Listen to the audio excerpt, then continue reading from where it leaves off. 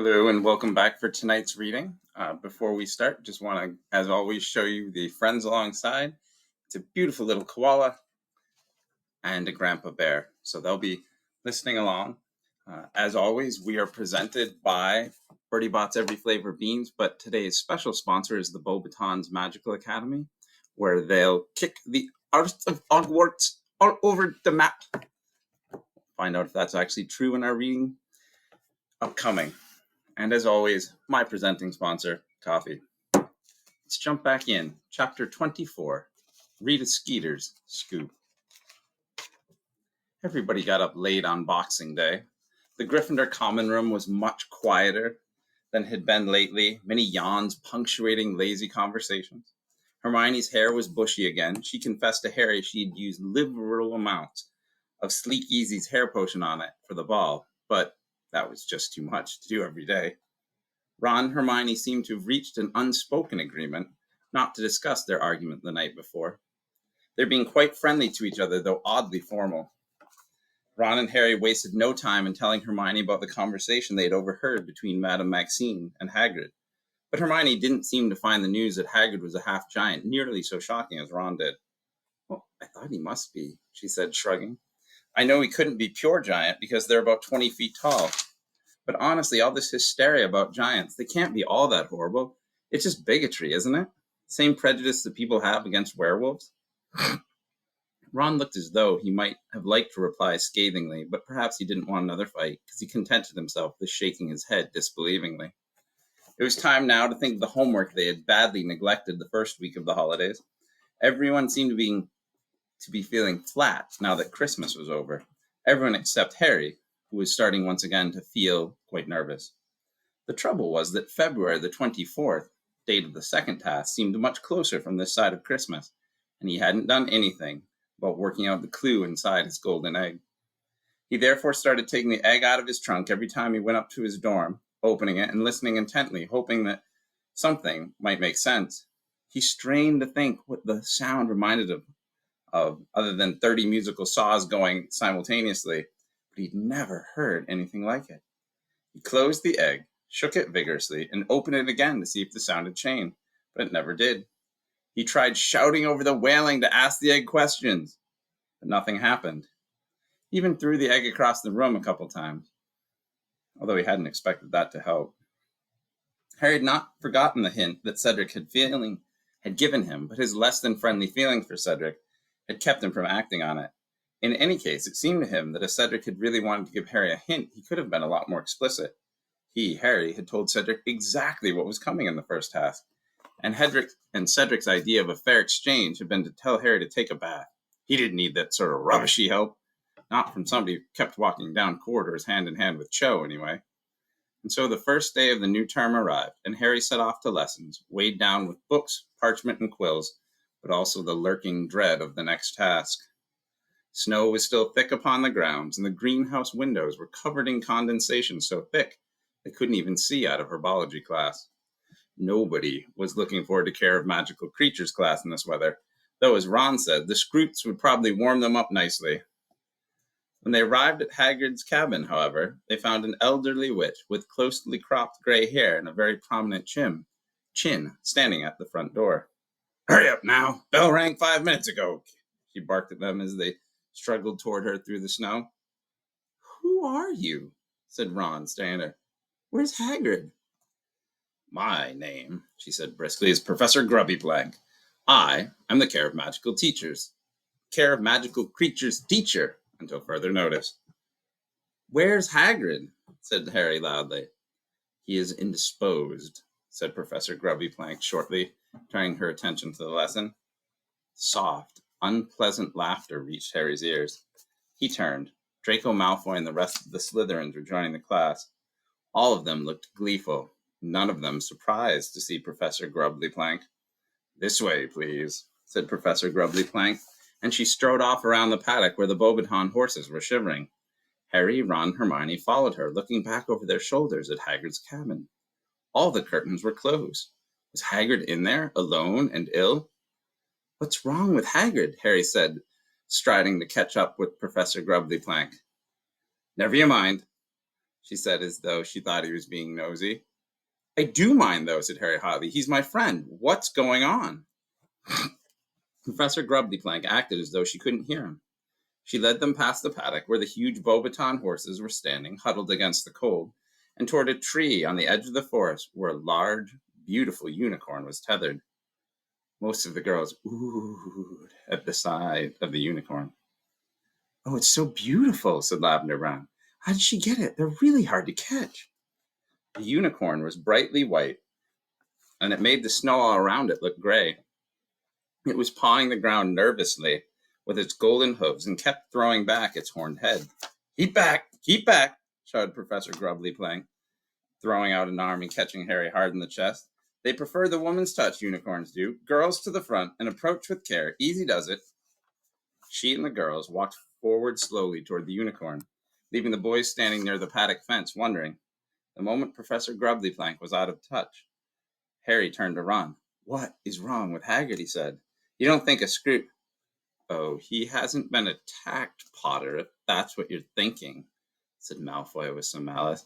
No, he's just too ashamed to show his big, ugly face. What do you mean? Said Harry sharply. Malfoy put his hand inside the pocket of his robes as if waiting for the question to be asked. There you go, he said. I guess I'm the one that has to break it to you, Potter. He smirked as Harry snatched the page, unfolded it, and read it, with Ron, Seamus, Dean, and Neville looking over. It was an article captioned with the picture of Hagrid looking extremely shifty. Dumbledore's giant mistake, read the headline. Albus Dumbledore, eccentric headmaster of Hogwarts School of Witchcraft and Wizardry, has never been afraid to make controversial appointments, writes Rita Skeeter, special correspondent. In September of this year, he hired Alistair, Mad Eye Moody, the notoriously jinx-happy ex-Auror, to teach Defense Against the Dark Arts, a decision that raised many eyebrows at the Ministry of Magic, given Moody's well-known habit of attacking anyone who makes a sudden movement in his presence. Mad Eye Moody, however, now looks responsible and kindly as a choice when set beside the part human Dumbledore employs to teach care of magical creatures. Rubeus Hagrid, who admits to being expelled from Hogwarts in his third year of studies there, has enjoyed the position of gamekeeper at the school ever since, a job secured for him by the same Dumbledore. Last year, however, Hagrid used his mysterious influence over the headmaster to secure the additional post of teacher of the class of care of magical creatures over the heads of many better qualified candidates. Alarmingly large and ferocious looking, Hagrid has been using his newfound authority to terrify the students in his care with a succession of horrific creatures paraded before them. While Dumbledore knowingly turns a blind eye, Hagrid has maimed several pupils during a series of lessons that many admit to being very frightening. I was attacked by a hippogriff, and my friend and welcome back got a bad bite off a flobberworm. Sorry about that. The newspaper transmission cut off in mid-shot, so we're just going to start right back where we were. Alarmingly large and ferocious looking, Hagrid's been using his newfound authority to terrify the students in his care with a succession of horrific creatures. While Dumbledore knowingly turns a blind eye, Hagrid has maimed several pupils during a series of lessons that many admit to be very frightening. Rita Skeeter, correspondent, got a breaking interview with Draco Malfoy, a fourth-year student, who says, I was attacked by a hippogriff, and my friend Vincent Crabbe got a bad bite off a flobberworm. We all hate Hagrid, but we're just too scared to say anything. Hagrid has no intention of ceasing his campaign of intimidation, however. In a conversation with a Daily Prophet reporter last month, he admitting breeding creatures he had dubbed blast-ended scroots, highly dangerous crosses between manticores and fire crabs. The creations of new breed of magical creatures is actually an activity usually closely observed by the Department for Regulation and Control of Magical Creatures. Hagrid, however, considers himself far above such petty restrictions. I was just having some fun, he told our reporter before hastily changing the subject. As if this were not enough, the Daily Prophet has now unearthed evidence that Hagrid is not, as he has always pretended to be, a pureblood. He is in fact not fully human. His mother, we can exclusively reveal, is none other than the giantess Friedwulfa, whose whereabouts are currently unknown.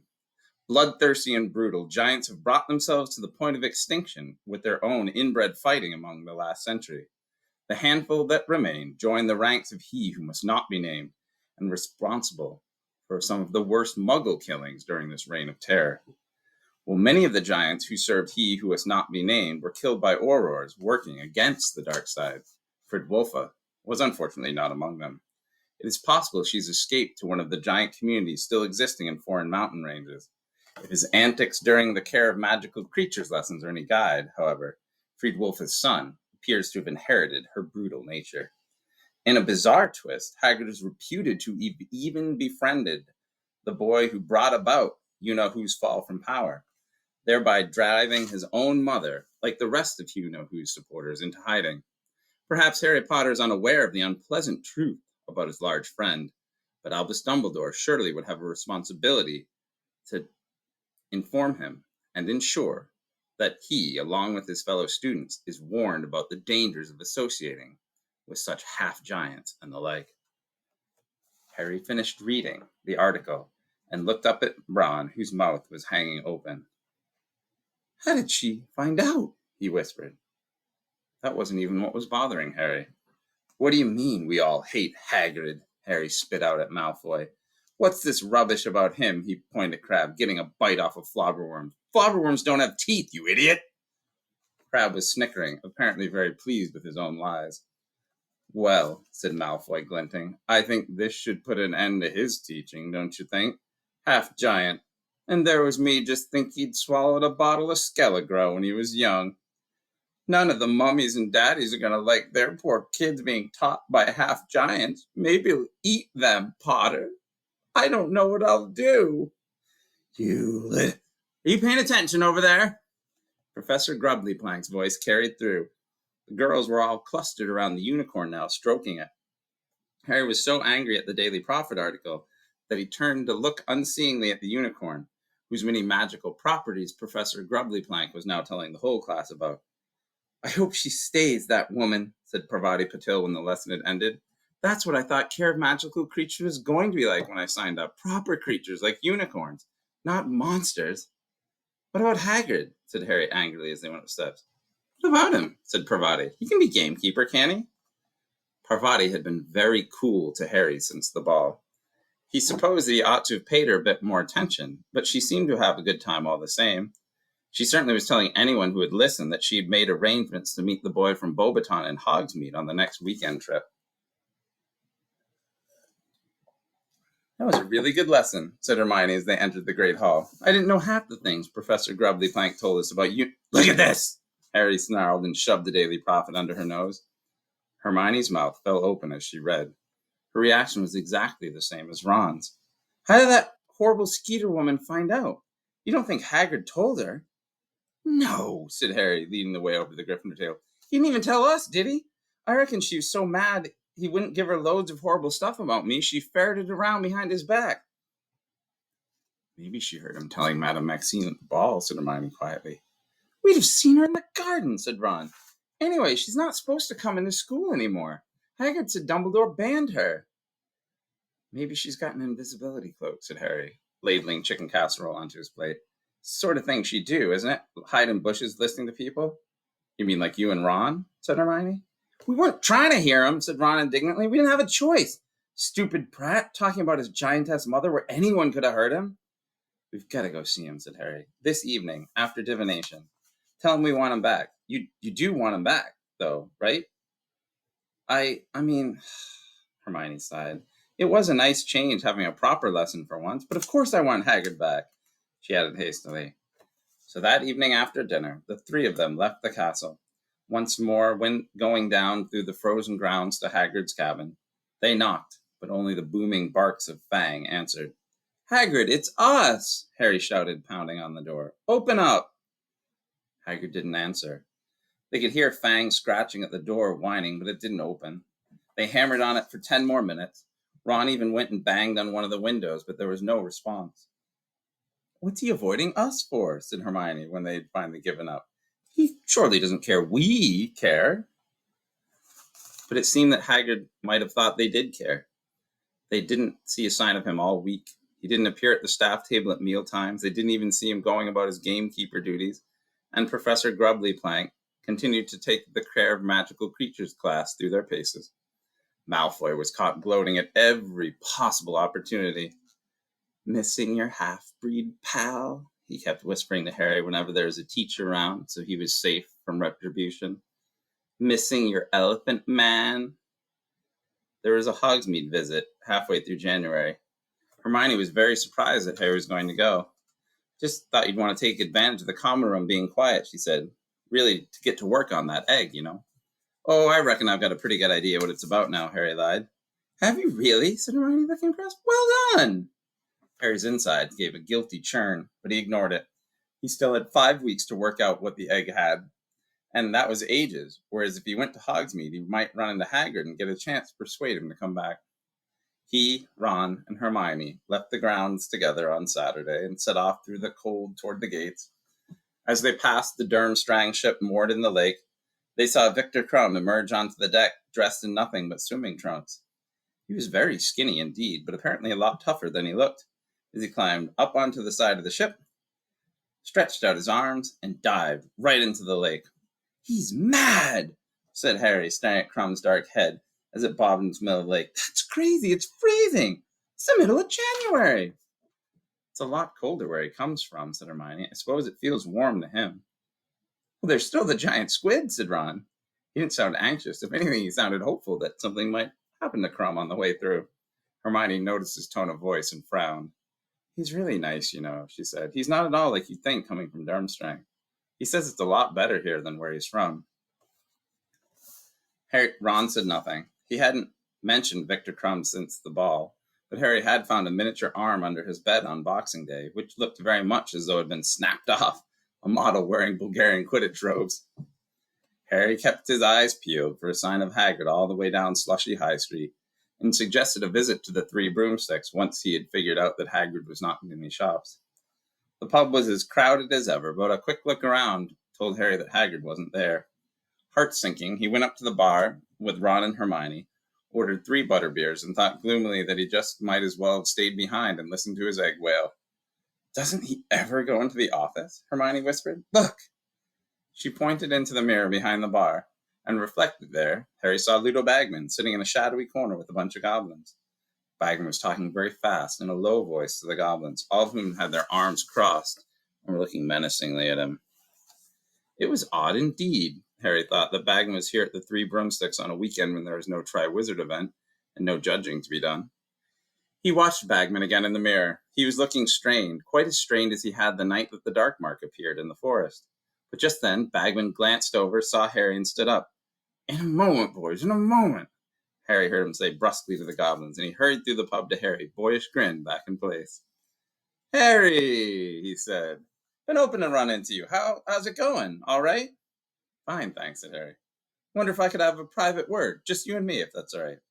"All right," said Ron, and he and Hermione went off to find a table. Bagman led Harry along the bar to the end furthest away from Madame Rosmerta. "Just thought I'd congratulate you again on your performance against the Horntail, Harry," said Bagman. "Really superb." "Thanks," said Harry. But he knew this couldn't be what Bagman really wanted to say, because he could have congratulated him in front of Ron and Hermione. Bagman didn't seem in a particular rush, though. Harry saw him glance into the mirror at the goblins, all of whom watching he and Harry in silence. "Absolute nightmare," said Bagman in an undertone, noticing Harry watching the goblins too. "Their English isn't great. It's like being back to the Bulgarians at the World Cup. This lot," he nodded over the goblins, "keep gabbling in gobbledygook, and I only know one word of gobbledygook. Bladvak. It means pickaxe. I don't like to use it in case they think I'm threatening them." He gave a short, booming laugh. "What do they want?" Harry asked, noticing how the goblins were still watching him closely. "Well," said Bagman, looking nervous. He cast his eyes about. They're looking for Barty Crouch." "Why are they looking for him here?" said Harry. "He's not at the Ministry in London, is he?" "As a matter of fact, I have no idea where he is," said Bagman. "He's stopped coming to work. Absent for a couple weeks now. Young Percy, his assistant, says he's ill. Apparently he's just sending instructions by Al, but please don't mention that to anyone, Harry. Because Rita Skeeter's still poking around everywhere she can. I'm willing to bet she'd work up Barty's illness into something sinister, like your friend Hagrid there." Have you heard anything about Bertha Jorkins at all? Said Harry. At the ministry, No, said Bagman, looking strained again. I've got people looking, of course, and it's all very strange. She definitely arrived in Albania because she met her second cousin there. Then she went off to find other relatives, and she seems to have vanished. Still, what are we doing, talking about goblins and Bertha Jorkins? I wanted to ask you, he lowered his voice, how are you getting on with your egg? Not bad, said Harry untruthfully. Bagman seems to know he wasn't being honest. Listen, Harry, he said, I feel very bad about this, being thrown into the tournament and all. You didn't volunteer for it. His voice dropped so quietly Harry had to lean closer just to hear. If I can help it all, a prod in the right direction. I've taken a liking to you, Just say the word. Harry stared up into Bagman's rosy face and pulled back a bit. We're supposed to work out the clues alone, aren't we? He said, trying to keep his voice casual and not sound as though he were accusing the care of magical games and sports head of breaking the rules of a tri-national tournament. Well, yes, said Bagman impatiently, but come on, Harry. We all want a Hogwarts victory, don't we? Sure, said Harry. Have you offered Cedric the same help? The smallest of frowns creased Bagman's smooth face. Not yet, he said. I have taken a liking to you. Just thought I'd offer. Thanks, said Harry. Nearly there, though. I think I'll have a go at him on my own. He wasn't entirely sure why he was refusing Bagman's help, except that Bagman was almost a stranger to him, and accepting his assistance would feel somehow much more like cheating than asking advice of Ron, Hermione, or Sirius. Bagman looked almost affronted, but couldn't say much more as Fred and George turned up. Hello, Mr. Bagman, said Fred brightly. Buy you a drink? No, said Bagman with a disappointed glance at Harry. Thank you, boys. Fred and George looked quite as disappointed as Bagman, who was surveying Harry as though he'd let him down badly. Well, I must dash, he said. Nice seeing you all. Good luck, Harry. He hurried out of the pub, and the goblins fled after him. Harry went to rejoin Ron and Hermione. What do you want? Said Ron the moment Harry sat down. You want to help me with the golden egg, said Harry. He shouldn't be doing that, said Hermione. He's one of the judges. Anyway, you've already worked it out, haven't you? Nearly, said Harry. I don't think Dumbledore would like it if he knew Bagman was trying to cheat, said Hermione. I hope he's trying to help Cedric as well. He's not, I asked, said Harry. Well, who cares if Diggory's getting help? Burst in Ron. Those goblins didn't look friendly, said Hermione, changing the subject. What were they doing here? According to Bagman, said Harry, they're looking for Crouch. Still ill, hasn't been into work. Maybe Percy's poisoning him, said Ron. Probably think if he croaks, Percy will be made head of the Department of International Magical Cooperation. Hermione gave Ron a don't joke about things like that. They're too bad to do. Look, and said, funny, goblins looking for Mr. Crouch. They'd normally deal with the Department for Regulation and Control of Magical Creatures. Crouch can speak loads of different languages, though, said Harry. Maybe they're looking for an interpreter. Worrying about poor ickle goblins, are you now, said Ron. Think of starting up a SPUG or something? Society for the Protection of Ugly Goblins? Boy, said Hermione sarcastically, goblins don't need protection. Haven't you been listening to what Professor Binns has been telling us about the Goblin Rebellions? No, said Harry and Ron together. Well, they're quite capable of dealing with wizards, said Hermione. They're very clever. They're not like house elves, actually. They always stick up for themselves. Uh-oh, said Ron, looking past her at the door. Rita Skeeter had just entered. She was wearing banana yellow robes today, long nails painted shocking pink, and she was accompanied as always by her fat photographer. She bought drinks, and she and the photographer made their way through the crowds to a table nearby. Harry, Ron, and Hermione glared at her as she approached. She was talking fast and looking satisfied about something. Didn't seem keen to talk with us, did he, bozo? Oh, there's a name, thought Harry to himself. Why would that be, do you think? She continued. And what's he doing with a pack of goblins in tow? Showing him the sights? What nonsense. Bagman's always been a bad liar. I bet something's up. Think we should do a bit of digging? Disgraced ex-head of magical games and sports, Ludo Bagman? Snappy start to a sentence, bozo. We just need to try and find a story to fit it. Hey, said Harry across the bar. Figuring out a way to ruin somebody else's life? A few people looked about, and Rita Skeeter's eyes widened as she saw who had spoken. Harry, she said, beaming. How lovely. Come over and join us. I wouldn't come near you with a 10-foot broomstick, said Harry fiercely. What'd you do that to Hagrid for, anyway? Rita Skeeter raised her eyebrows. Our readers have a right to the truth, Harry. I'm merely doing. Who cares? Harry bellowed at her. Who cares if he's half giant? There's nothing wrong with him. The whole pub had gone very quiet. Madame Rosmerda stared from behind the bar, apparently oblivious to the fact that the flagon she was filling with mead was overflowing onto her hand. Rita Skeeter's smile flickered, but she hitched it in almost at once, snapped open her crocodile-skin handbag, pulled out her quick quotes quill, and said, "How about giving me an interview about Haggard, Harry? The man behind the muscles. Your unlikely friendship and the reasons behind it. Would you call him a substitute for your father?" Hermione stood up abruptly, her butterbeer clenched in her hand like a grenade. "You horrible woman," she said. "You don't care, do you? Anything for a story. And anyone will do, won't it? You're planning to ruin Ludo Bagman next." "Sit down, you silly girl, and don't talk about things you don't understand," said Rita Skeeter coldly. "I know things about Ludo Bagman that would make your hair curl. Not that it needs it." She sneered at Hermione's hair. "Let's go," said Hermione. "Come on, Harry, Ron." Harry glanced as they went back out the door. Rita Skeeter's quick quotes quill was zooming back and forth over a piece of parchment on the table. "She'll be after you next, Hermione," said Ron quietly as they walked up the street. "Let her try," said Hermione defiantly. She was shaking with rage. "I'll show her. Silly little girl. Oh, she'll pay for this. Harry, then Hagrid, then You don't want to go upsetting Rita Skeeter," said Ron nervously. "I'm serious, Hermione. I really like you. She's going to dig something up on you that's going to make you look absent." "My parents don't read the Daily Prophet, and I don't care," said Hermione, now striding so fast it was all Harry and Ron could do to keep up with her. The last time Harry had seen Hermione in a rage like this, she had hit Draco Malfoy in the face so hard he'd had a mark for 2 days. And Hagrid isn't hiding anymore. He should never have let that excuse for a human being upset him. Come on! Breaking into a run, she led them all the way back up the road, through the gates flanked by winged boars, and through the grounds to Hagrid's cabin. The curtains were still drawn, and they could hear Fang barking as they approached. "Hagrid!" Hermione shouted, pounding on his front door. "Hagrid, that's enough! We know you're in there. Nobody cares if your mom was a giantess. You can't let that foul skeeter woman ruin your life."